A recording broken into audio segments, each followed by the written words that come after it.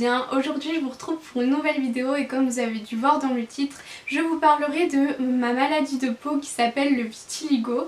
Donc pour cette première vidéo parlant de ce sujet là, j'ai décidé de vous dire les définitions du vitiligo un peu plus en détail, voilà, qu'est-ce que c'est, les traitements qui peut être fait, etc.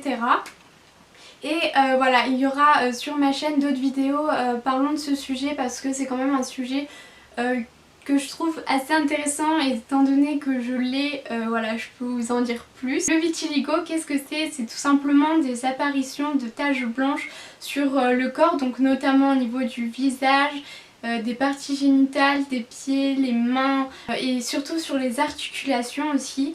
Donc en fait c'est tout simplement des zones qui perdent leurs cellules pigmentaires, donc la couleur de peau. En fait nous on est fait avec de la mélanine dans notre corps. Les personnes atteintes du vitiligo n'ont plus de mélanine sur les zones blanches. Donc la mélanine ça sert à protéger le soleil et c'est pour ça que les personnes atteintes du vitiligo doivent vraiment se protéger du soleil. Il y a deux types de vitiligo. Le premier type est le vitiligo segmentaire, donc il est unilatéral et strictement localisé à une zone du visage, du tronc ou des membres qui correspond grossièrement à un territoire d'ensemble de fonctions des nerfs. Pour installer, la tache est peu évolutive, donc il y a des chances pour que la tache disparaisse. Et le deuxième type est le vitiligo généralisé, donc les taches sont bien souvent bilatérales, plus ou moins symétriques et surviennent au niveau des zones de friction. Ce type de vitiligo est volontiers extensif au fil des années et peut aboutir à une dépigmentation plus ou moins totale. Donc en gros voilà, j'ai du vitiligo généralisé, donc c'est à dire que ma dermatologue m'a dit clairement que dans quelques années je pourrais être totalement blanche. Le vitiligo est de plus en plus connu, notamment en Europe. Il y a environ 900 000 à 1,2 million de personnes atteintes du vitiligo, donc c'est quand même vachement énorme je trouve. Donc en fait le vitiligo est ni infectieuse, ni douloureuse, ni contagieuse. C'est tout simplement qu'elle peut générer un mal-être mental chez les personnes atteintes de vitiligo parce que c'est vrai que c'est pas facile à vivre tous les jours, le regard des gens, enfin voilà, c'est aussi à cause de la société entre guillemets qui est malsaine. Une personne atteinte du vitiligo n'a pas forcément exactement le pourquoi du comment en fait, tout simplement. Le vitiligo peut être associé à des affections dermatologiques ou alors non dermatologiques comme la thyroïde, donc comme moi j'ai eu en fait, clairement j'ai eu du vitiligo à cause de ma thyroïde. Voilà, c'est des choses comme ça, mais c'est vrai qu'il n'y a pas vraiment de cause exacte parce que chaque personne ayant du vitiligo a eu une différente raison. En fait dans le vitiligo il y a trois stades plutôt.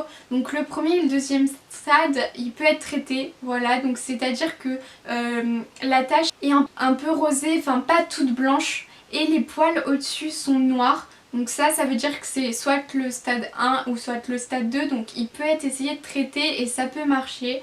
Mais le stade 3 c'est quand la tache est vraiment blanche avec les poils blancs, là c'est vraiment t'as pas de solution, enfin aucun traitement marcheront. Il y a énormément de personnes qui peuvent souffrir de cette maladie parce que c'est une maladie physique, donc certes ça fait pas mal, mais mentalement je sais qu'il y a beaucoup de personnes qui ont du mal à vivre cette maladie, notamment comme je le disais tout à l'heure, le regard des autres, voilà, la société qui fait que en fait on est mal vu par les personnes parce que on est différentes d'eux, voilà, on a deux couleurs. Et en fait le message que j'aimerais passer c'est tout simplement que voilà, ok c'était un défaut de base mais tu peux faire de ce défaut quelque chose de très beau. Et comme moi j'adore faire des photos qui font ressortir mes taches en fait, voilà, je trouve ça magnifique, c'est genre de l'art, c'est super beau quoi. Donc franchement si tu regardes cette vidéo et que tu es atteinte de cette maladie, clairement il faut s'assumer je pense et essayer de voir en un défaut que vous aimez pas, etc. Essayez de voir la bonne chose dans un défaut. Il y a toujours du bon en soi. Vous tel que vous êtes, clairement, voilà, que tu aies du vitiligo ou non, hein, clairement.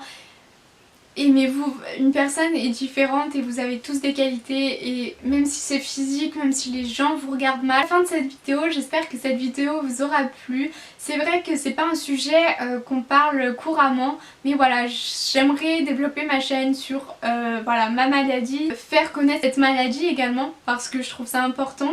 Et puis aimez-vous tel que vous êtes, abonnez-vous à ma chaîne.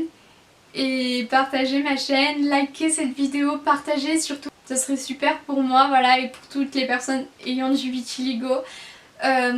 Commentez et puis posez-moi des questions si vous avez envie. Et puis je vous fais des gros bisous, à une prochaine. Bye.